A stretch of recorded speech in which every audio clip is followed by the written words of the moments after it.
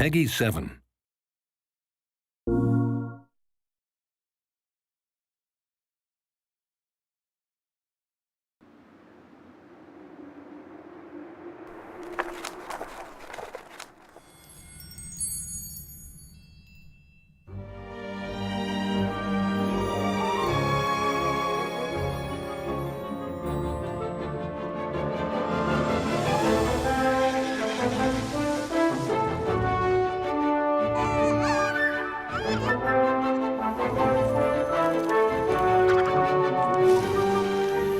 The creatures in the Book of Spells are created from the text and the illustrations of the book.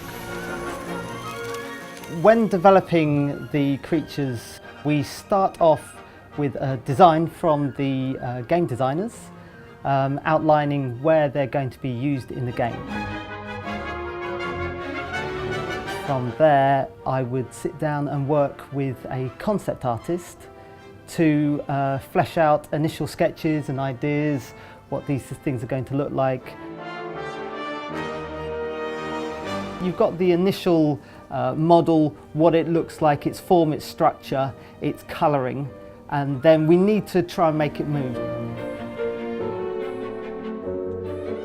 When we get involved, obviously, we have to allow these characters to move. We have to give them the means to do that.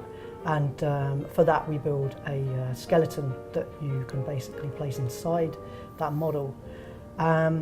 Once that's complete, we can then effectively automate parts of that skeleton.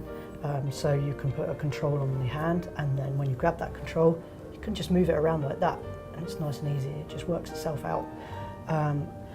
We do that with the whole character, and then when we're finished with that, we can pass it over to the character animators. My favourite part in animation is actually the planning, the research, and going and thinking about the character and the personality and what they would think, how they would act, and how they would, specifically react to a certain situation. And then once we have this creature that's got certain animations, then I will, combine these together, and it really brings that original concept to life.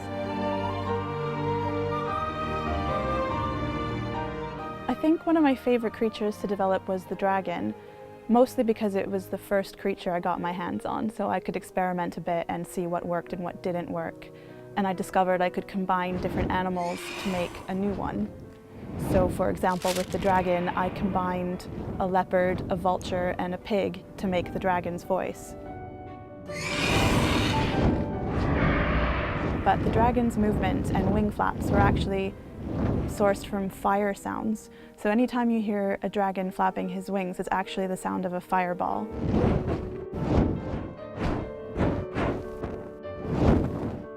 The characters definitely go through a process of development where they might start off, we might think of them in one way at first, and then as we work through the situations that they're in, we might think of different, more entertaining ways for them to sort of express their personalities. I think the reason kids love creatures, and especially creatures in games, is because of their fantastical nature. They take you to another world. You don't see them in everyday life, so to come up against them and see how they actually move and how they react is something that kids really love.